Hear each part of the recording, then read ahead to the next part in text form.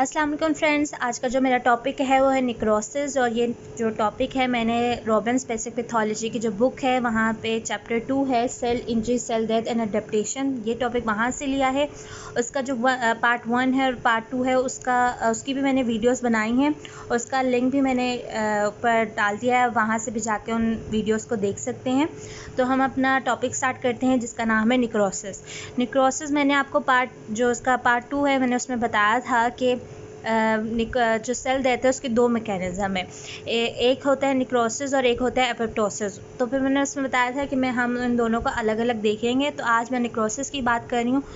Necrosis जो होता है वो इरिवर्सिबली सेल इंजरी की वजह से होता है। मैंने आपको बताया था सेल डेथ को भी हम इरिवर्सिबली सेल इंजरी भी कहते हैं। कोई भी आपके पास स्टिमुलस आता है, सिवियर स्टिमुलस आता है जो कि सेल को अफेक्ट कर रहा होता है और वो जो सेल है वो अपनी नॉर्मल कंडीशन पे नहीं जा रहा होता है, उसको हम इरिवर्सिबली सेल इंजरी कहते हैं। ठीक है, उसमें क्या होता है कि उसमें निक्रोसिस का प्रोसेस हो रहा होता है। अब निक्रोसिस जो है वो हमारे पास पूरे ऑर्गन को अफेक्ट करेगी, सिर्फ एक सेल को अफेक्ट नहीं करेगी बल्कि पूरे ऑर्गन को अफेक्ट करेगी। अब इसका जो डेफिनेशन है वो डेफिनेशन क्या है कि series of morphological changes in a lethally injured cell. कि इस डेफिनेशन का मतलब ये है कि कोई भी सीवियरली इंजर्ड सेल है उसमें जो चेंजेस आ रही हैं, स्ट्रक्चरल या फंक्शनल चेंजेस जो आ रही हैं उस इंजर्ड सेल में, वो जो सीरीज़ है उसको हम निक्रोसिस कहते हैं। ठीक है, अब उसमें जो मैकेनिज़्म जो हैं वो ये हैं कि अगर सेल में कोई भी इंजरी हुई है तो उससे क्या होगा, जो एटीपी की जो जनरेशन है वो उसका काम करना वो बंद कर देंगे, वो फेल हो जाएगा, वो स्टॉप हो जाएगा, उसका फंक्शन स्टॉप हो जाएगा, एटीपी नहीं बनेंगे। उसके बाद क्या होगा, निक्रोसिस। जो सेल है इंजरी के बाद एटीपी का काम करना बंद हो गया, उसके बाद सेल जो है वो निक्रोसिस में चला जाएगा, मतलब कि वो उसका प्रोसेस स्टार्ट हो जाएगा सेल डेथ की तरफ। जब निक्रोसिस की तरफ सेल चला जाएगा तो उसके बाद दो ऑप्शन है, क्या तो वो एपोप्टोसिस करे या निक्रोसिस करे। अब जो वो सेल है वो निक्रोसिस करेगा। निक्रोसिस के बाद क्या होगा कि सेल मेम्ब्रेन जो है वो ब्रेक डाउन होना शुरू हो जाएंगे। जैसे कि एक सेल है, ठीक है, अब इसमें क्या होगा कि जो सेल्स हैं इनकी ब्रेक डाउन शुरू हो जाएगी। ठीक है, यहाँ से ये सारे सेल्स ब्रेक होना शुरू हो जाएंगे, सेल मेम्ब्रेन जो है। अब इन सेल मेम्ब्रेन से क्या होगा कि एंजाइम इसके अंदर होते हैं। ठीक है, सेल में जो एंजाइम्स होंगे, ठीक है, वो बाहर निकलना शुरू हो जाएंगे। ठीक है, जब वो बाहर निकलना शुरू हो जाएंगे तो वो एंजाइम अपने ही सेल को खाना शुरू कर देंगे, जिसको हम कहेंगे ऑटोलाइसिस। ठीक है, और ये जो एंजाइम है ये दूसरी तरफ इन्फ्लेमेटरी रिएक्शन भी कॉज करेंगे। इन्फ्लेमेटरी रिएक्शन जो होता है वो एक प्रोटेक्टिव मैकेनिज्म भी होता है हमारी बॉडी का। अगर जहाँ पे भी इन्फ्लेमेशन हो रही होती है तो वहाँ हमारे ब्रेन को सिग्नल जाता है, फिर ब्रेन क्या करता है कि वहाँ पे जो सारे जो डेब्रीज होती हैं या उसको एलिमिनेट करता है और फिर रिपेयर प्रोसेस स्टार्ट करता है। इसी तरह यहाँ पे भी यही होगा, इन्फ्लेमेटरी रिएक्शन जब प्रोड्यूस होगा तो वहाँ पे डेब्रीज जो होंगी वो एलिमिनेट होंगी और वहाँ पे रिपेयरिंग का प्रोसेस स्टार्ट हो जाएगा। ठीक है, अब हम देखते हैं कि निक्रोसिस में मॉर्फोलॉजी क्या है। निक्रोसिस की वजह से जो स्ट्रक्चर और फंक्शनल चेंजेस आ रही हैं वो क्या हैं। पहले दो चेंजेस हैं हमारे पास, साइटोप्लाज्मिक चेंजेस और न्यूक्लियर चेंजेस। साइटोप्लाज्मिक चेंजेस में हम पहले देखते हैं कि हमारे पास नंबर 1 ये है कि इंक्रीज इओसिनोफिलिया। ये एक डिसऑर्डर है। ठीक है, एक डिसऑर्डर है जिसमें क्या होता है कि आपको पता है कि इओसिनोफिल्स जो होते हैं हमारे पास वो वाइट ब्लड सेल की टाइप्स होते हैं।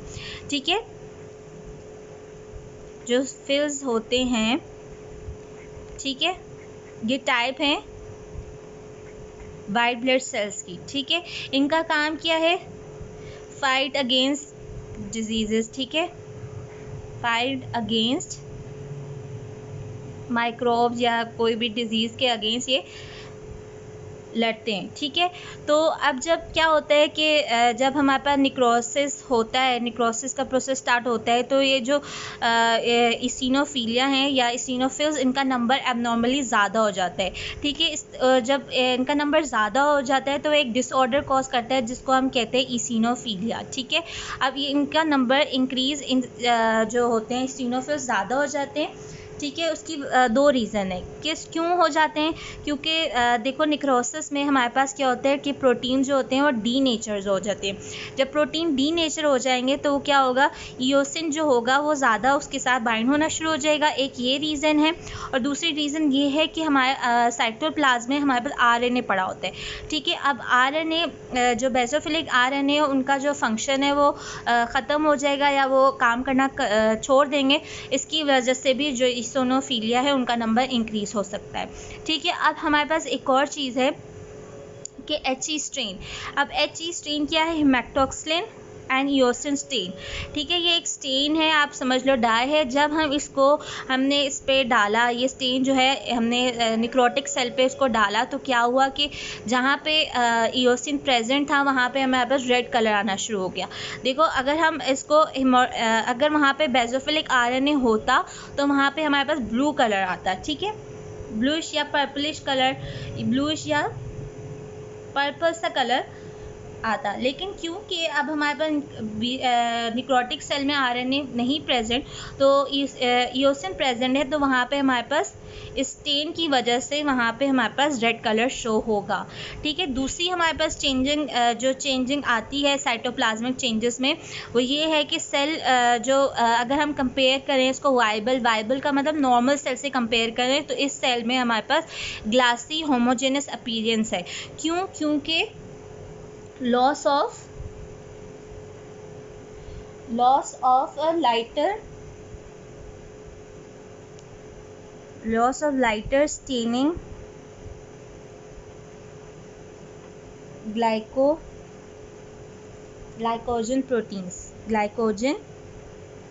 proteins, ठीक है। हमारे पास ग्लासी और होमोजेनस अपीयरेंस आएगी एक निक्रोसिस वाले सेल में, क्योंकि loss of lighter staining glycogen proteins की वजह से, ठीक है। फिर थर्ड ये है कि हमारे पास माइलिन फिगर्स जो हैं वो ज़्यादा प्रोमिनेंट होना शुरू हो जाएंगे। माइलिन फिगर्स जो होते हैं वो रिजेंबल करते हैं माइलिन शीट की तरह, इसलिए इनको माइलिन फिगर का है, वहाँ पे ज़्यादा नज़र आएंगे, ठीक है। अब फोर्थ ये है कि जब साइटोप्लाज्मिक ऑर्गेनेलीज जो होती हैं वो डाइजेस्ट हो जाती हैं, ठीक है, निक्रोसिस में, तो क्या होता है, साइटोप्लाज्म जो होता है वो वैक्यूलेटेड हो जाता है और माउथ ईटन हो जाता है। माउथ ईटन का मतलब ये है कि जैसे किसी आप कपड़े को अलमारी में रखते हो तो वो कीड़े से उसको छोटे छोटे कीड़े खा जाते हैं, उसमें थोड़े थोड़े सुराख हो जाते हैं उस कपड़े में। इसी तरह साइटोप्लाज्म में भी हमें स्मॉल जैसे ऐसा लगेगा जैसे किसी कीड़े ने खाया, ऐसे हमें साइटोप्लाज्म नज़र आएगा, ठीक है। अब फिफ्थ ये है कि discontinuities in plasma membrane and cellular membrane. इसमें क्या होगा कि वही बात कि सेलुलर मेम्ब्रेन में हमें एक इंटैक्ट नहीं नज़र आएगी, इसमें हमारे पास ब्रेक डाउन होना शुरू हो जाएगी, डिसकॉन्टिन्यूटीज़ नज़र आएंगी। और सिक्स ये है कि हमें डायलेशन ऑफ माइटोकॉन्ड्रिया नज़र आएगा, माइटोकॉन्ड्रिया की डायलेशन हो जाएगी और वहाँ पे हमारे पास large amorphous intra mitochondrial densities नज़र आएंगे, मतलब शेपलेस माइटोकॉन्ड्रियल डेंसिटीज़ नज़र आएंगी, ठीक है। अब सेवन ये कि लाइसोसोम की डिस्ट्रप्शन शुरू हो जाएगी। ये हमारे पास साइटोप्लाज्मिक चेंजेस है। हम न्यूक्लियर चेंजेस देखते हैं। न्यूक्लियर चेंजेस में हमारे पास तीन चीज़ें हैं। न्यूक्लियर चेंजेस में तीन पैटर्न आते हैं जो कि किस वजह से होते हैं, जब कोई चीज़ हमारे पास डीएनए और जो क्रोमेटिन है वो ब्रेक डाउन होना शुरू हो जाता है, तो हमारे पास तीन चेंजेस आती हैं। पहला आता है कैरियोलाइसिस, पिक्नोसिस और कैरियोएक्सिस।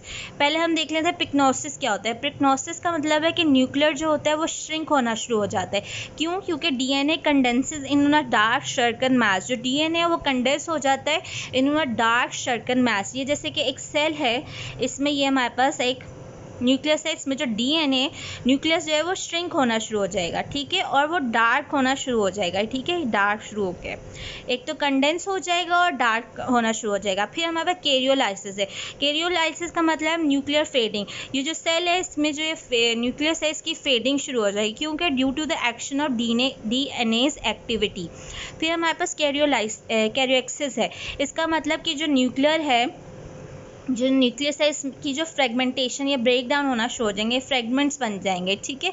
अब ये जब तीनों हो जाएंगे उसके तीनों पैटर्न के बाद क्या होगा, एक दो दिन बाद जो है न्यूक्लियर वो डिसअपीयर होना शुरू हो जाएगा, हमें न्यूक्लियस नज़र नहीं आएगा, ठीक है। अब हम देखते हैं फेट ऑफ नेक्रोटिक सेल। भी इसमें एक चीज़ थी, उसमें क्या था कि नेक्रोटिक सेल जब डाइजेस्ट होता है, जब उसको एंजाइम डाइजेस्ट करते हैं, ठीक है, जब निक्रोटिक सेल्स को डाइजेस्ट करते हैं तो वो डिसअपीयर होना शुरू हो जाते हैं। जब डिसअपीयर होंगे तो डिसअपीयर के बाद वो डेड सेल बन जाएंगे। डेड सेल जो है वो फिर माइलिन फिगर से रिप्लेस हो जाएंगे, इस जगह माइलिन फिगर आ जाएंगे। ये माइलिन फिगर को फिर क्या होगा, इनकी फैगोसाइटोज वहाँ पे शुरू हो जाएगा फंक्शन उसका, ठीक है। फैगोसाइट्स आके उसको खाना शुरू कर देंगे और कुछ जो है वो फैटी एसिड में डिग्रेड हो जाएंगे। फैटी एसिड में जब डिग्रेड होंगे तो हमारे पास जो फैटी एसिड है वो कैल्शियम के साथ मिलके एक कैल्सीफाइड फॉर्म बना लेंगे। डेड सेल मतलब एक हार्ड सेल बना लेंगे जिसको हम डेड सेल कहेंगे, ठीक है। ये हमारे पास न्यूक्लियर चेंजेस थी। अब हम देखते हैं टाइप ऑफ निक्रोसिस। ये बहुत ही इम्पॉर्टेंट है पेपर के लिहाज से, तो आपने इसको अच्छे से समझना है।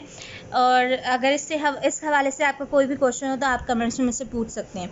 टाइप ऑफ निक्रोसिस जो है हमारे पास 6 हैं, जिसमें पहला है coagulative necrosis, liquefactive necrosis, gangrenous necrosis, caseous necrosis, fat necrosis and fibrinoid necrosis.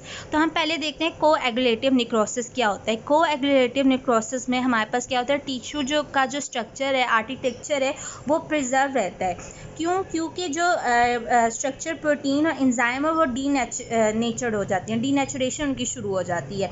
जब इनकी डीनेचुरेशन एंजाइम की शुरू हो जाएगी तो वो क्या कराएंगे, जो प्रोटियोलाइसिस का फंक्शन है, प्रोटियोलाइसिस का फंक्शन क्या है कि वो break down of dead cell करवाते हैं।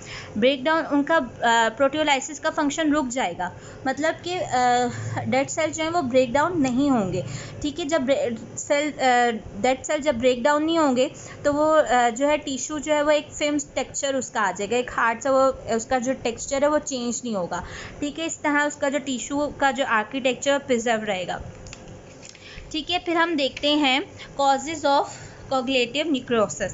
कॉजेज क्या है कोगुलेटिव निक्रोसिस की? पहला तो यह कि इस्कीमिक इंफेक्शन की वजह से सॉलिड ऑर्गन में ये कोगुलेटिव निक्रोसिस हमें देखने को मिलता है। कोई भी इस्कीमिक इंफेक्शन हो जाता है। इस्कीमिक का मतलब मैंने आपको बताया था कि कोई भी reduce blood flow, blood supply, मैं यहाँ पे लिख देती हूँ, रिड्यूस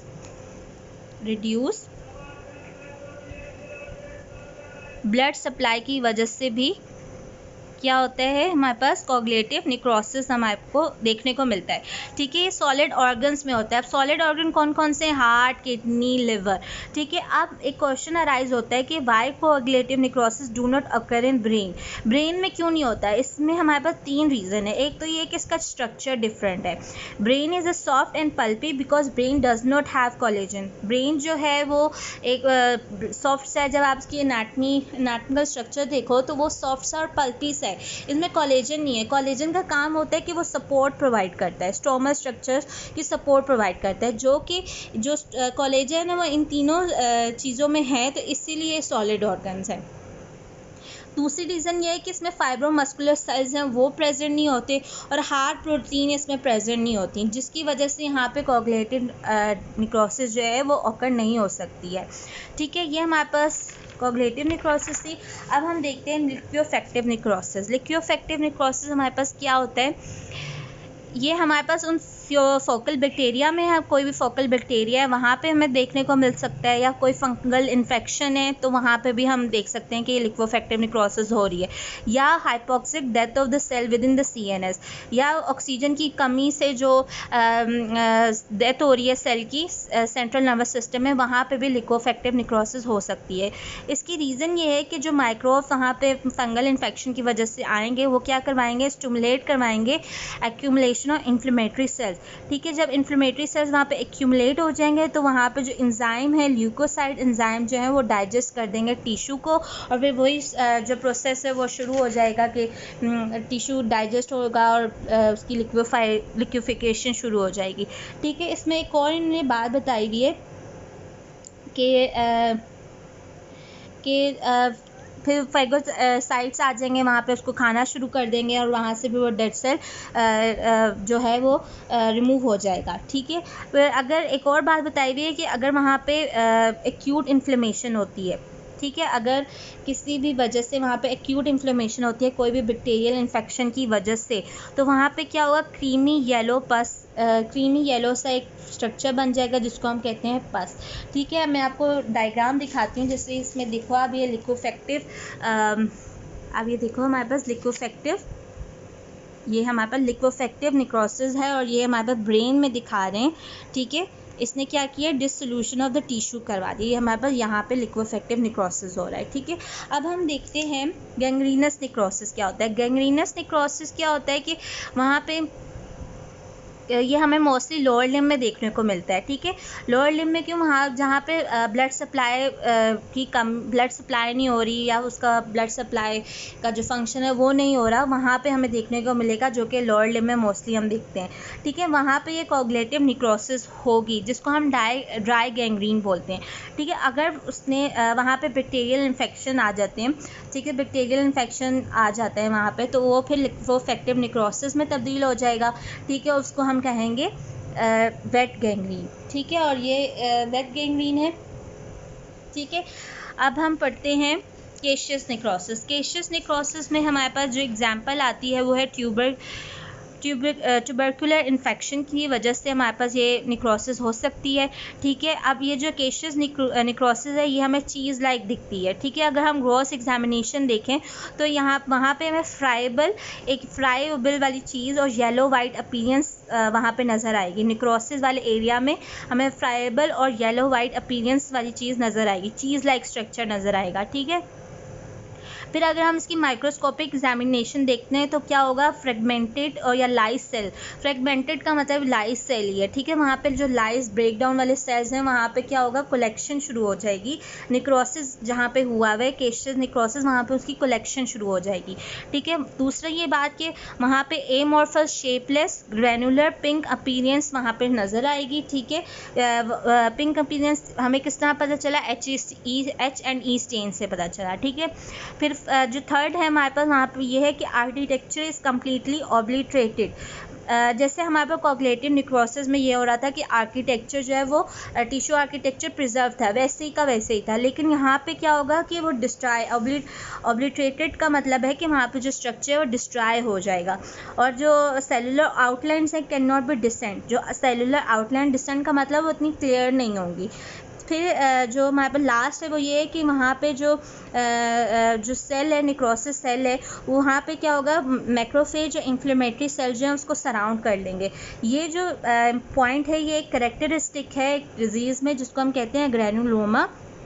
ग्रैनुलोमा जो होता है एक नोडुलर इन्फ्लेमेटरी सेल है, इसमें भी वही चीज़ें आएंगी जिसमें मैक्रोफेज और इन्फ्लेमेटरी सेल जो होते हैं वो आके उनकी सराउंड कर लेते हैं और एक स्ट्रक्चर सा बन जाता है जिसको हम ग्रैनुलोमा कहते हैं। मैं आपको इसकी पिक्चर दिखा देती हूँ, ये आप देख सकते हो इसमें पिक्चर, ठीक है। ये इस तरह पे हमारे पास एक स्ट्रक्चर नज़र आएगा, ये ग्रैनुलोमा है, ठीक है। यहाँ पे क्या होगा कि मैक्रोफेजेस और इन्फ्लेमेटरी सेल्स आके उनकी कलेक्शन शुरू हो जाएगी, सराउंड कर लेंगे, तो ये हमारे पास ग्रैनुलोमा होता है और इसको हम नोडुलर इन्फ्लेमेटरी लेजन भी कहते हैं, ठीक है। अब ये हमारे पास केशियस निक्रोसिस था। केशियस निक्रोसिस की मैं आपको पिक्चर दिखा देती हूँ, ये देखें आप, ये हमारे पास केशियस निक्रोसिस है, ठीक है। ये एक फ्राइबल सी चीज़ हमें नज़र आ रही है, ठीक है, और वाइट सा स्ट्रक्चर है इसका, ठीक है। ये हमारे पास केशियस निक्रोसिस होगा, ये लंग्स में होगा, इन्होंने लंग्स में दिखाया हुआ है, ट्यूबरक्लोसिस जो है लंग्स में हुआ हुआ है, वहाँ पे ये केशियस निक्रोसिस ने दिखाया हुआ है, ठीक है। अब हम देखते हैं फैट निक्रोसिस। फैट निक्रोसिस जो होता है उन एरिया में होता है जहाँ पे फैट डिस्ट्रक्शन हो रही होती है, ठीक है।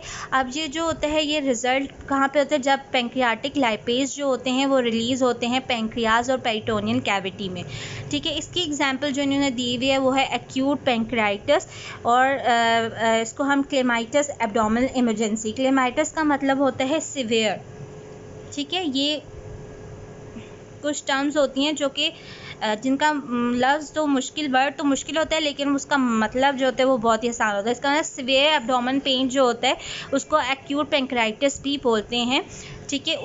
उसमें हमारे पास ये फैट निक्रोसिस होगा। उसमें क्या होता है, जो एसिनार सेल्स होते हैं और या डक्ट सेल्स होते हैं वो क्या करते हैं, उसमें से एंजाइम लीक आउट होता है।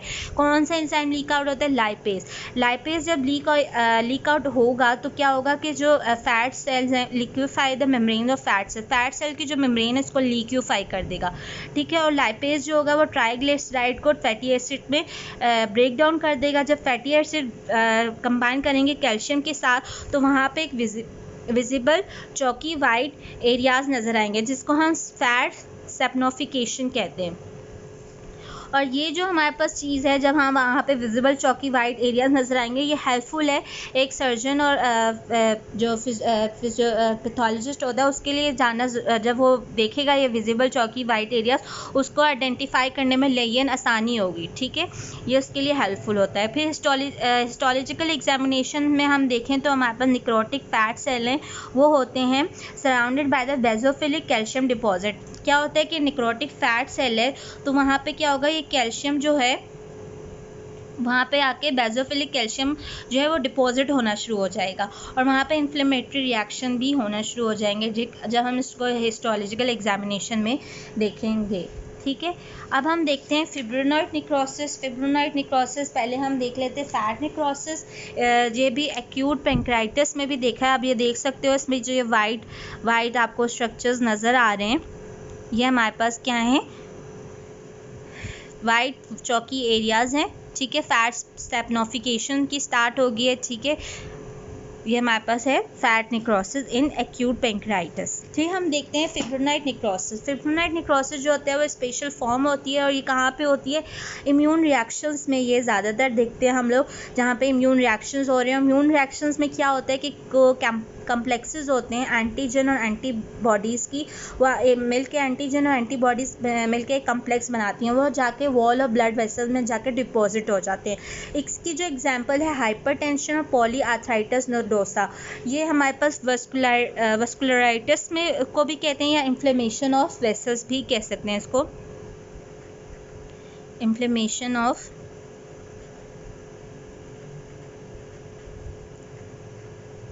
वेसल्स जहाँ पे होगा वहाँ पे भी हमें देखने को मिलेगा। क्या होता है इसका जो प्रोसेस है, मैकेनिज्म है, क्या होता है कि जो डिपॉजिट कम्प्लेक्सेस होते हैं और जो प्लाज्मा प्रोटीन होती हैं वो क्या होती हैं, वो लीक होती हैं into the wall of damage vessel. ये डैमेज ब्लड वेसल है जो हमारे पास, ठीक है, और ये वॉल है और ये ल्यूमेन है, ये ब्लड वेसल्स है, ठीक है। इसमें क्या होगा, जो डिपॉजिट कम्प्लेक्सेस हैं वो आके यहाँ पे आके डिपॉजिट हो जाएंगे, ठीक है। इनको हम कहेंगे फिब्रिनॉइड या फिब्रिन लाइक, ठीक है। ये हमारे पास फिब्रिनॉइड निक्रोसिस था, जैसे कि आप इसमें, और ये हमारे पास पिंक कलर के ब्राइट पिंक का कलर हो जाएगा, ठीक है। देखो ये हमारे पास स्ट्रक्चर में आप देखो, ये ल्यूमन है हमारे पास, ठीक है, और ये हमारे पास ब्लड वेसल है, ठीक है। ये पिंक कलर हमें शो हो रहा है, जो ये प्लाज्मा प्रोटीन है और वो जो कम्प्लेक्सेस हैं वो यहाँ के डिपॉजिट हो गए और वो पिंक कलर हमें शो करेंगे, तो ये हमारे पास होगा फिब्रिनॉइड या फिब्रिन लाइक, ठीक है। अब हमें एक इम्पॉर्टेंट इन्फॉर्मेशन जो इसके नीचे पैराग्राफ में दी हुई है वो ये है कि जब सेल मेम्ब्रेन डैमेज होता है तो वहाँ से क्या होता है, इंट्रासेलुलर प्रोटीन्स जो होती हैं वो लीक आउट होती हैं। जब वो लीक आउट होती हैं तो वो ब्लड सर्कुलेशन में जाती हैं, ठीक है। ये बात आपने मैकेनिज़्म ये याद रखना है। फिर क्या होता है कि जब हम कोई ब्लड या सीरम सैंपल लेंगे, जब उसका सीरम सैंपल, उससे क्या होगा, हम उससे डिटेक्ट कर पाएंगे, क्या डिटेक्ट कर पाएंगे कि जो कौन सा टिश्यू है, कौन सा ऑर्गन है जिसमें ये निक्रोटिक प्रोसेस हो रहा है, ठीक है। एग्जांपल है जैसे कार्डियक मसल है, उसमें हमें क्रिटिनिन काइनेस और कॉन्ट्रैक्टाइल प्रोटीन ट्रोपोनिन होते हैं, ठीक है। अब ये एंजाइम इस ब्लड और सीरम सैंपल में शामिल होंगे क्योंकि मैंने बताया कि प्रोटीन्स जो हैं वो सेल मेम्ब्रेन से लीक आउट होकर सर्कुलेशन में जाते हैं, ठीक है। जब हम ब्लड या सीरम लेंगे, वो जाहिर सी बात है ब्लड ही आएगा, ब्लड सैंपल लेंगे तो ब्लड में ये एंजाइम प्रेजेंट होंगे, ठीक है। जब ये एंजाइम प्रेजेंट होंगे तो हमें पता है ये एंजाइम कहाँ पे प्रेजेंट है, कार्डियक मसल में, तो हमें पता चल जाएगा कार्डियक मसल जो है वो उसमें निक्रोसिस का प्रोसेस हो रहा है या स्टार्ट हो गया है। इसी तरह हेपेटिक बाइल डक्ट एपिथेलियम में अल्कलाइन फॉस्फेटेज प्रेजेंट होगा और हिपेटोसाइट्स में हमारे पास ट्रांसअमाइनेज प्रेजेंट हो गए। कुछ हमारे पास एग्जांपल्स थी। अगर सीरम लेवल ऑफ प्रोटीन हमारे पास अगर ज़्यादा हो जाता है, ठीक है, अगर आप सीरम लेवल लो तो उसमें प्रोटीन का लेवल ज़्यादा हो जाए तो वो उससे हमें क्या पता चलेगा कि सेल जो है उसकी इरिवर्सिबली इंजर्ड हो गया या उसकी सेल की डेथ हो गई, सेल डेथ का प्रोसेस स्टार्ट हो गया है। यह आज का हमारा टॉपिक था और अगर आपको इसमें से कोई भी क्वेश्चन पूछना है तो आप कमेंट्स में मुझसे पूछ सकते हैं। और अगर आप आप इस तरह की और वीडियोस देखना चाहते हैं तो मेरे चैनल को सब्सक्राइब ज़रूर कीजिएगा and thank you so much.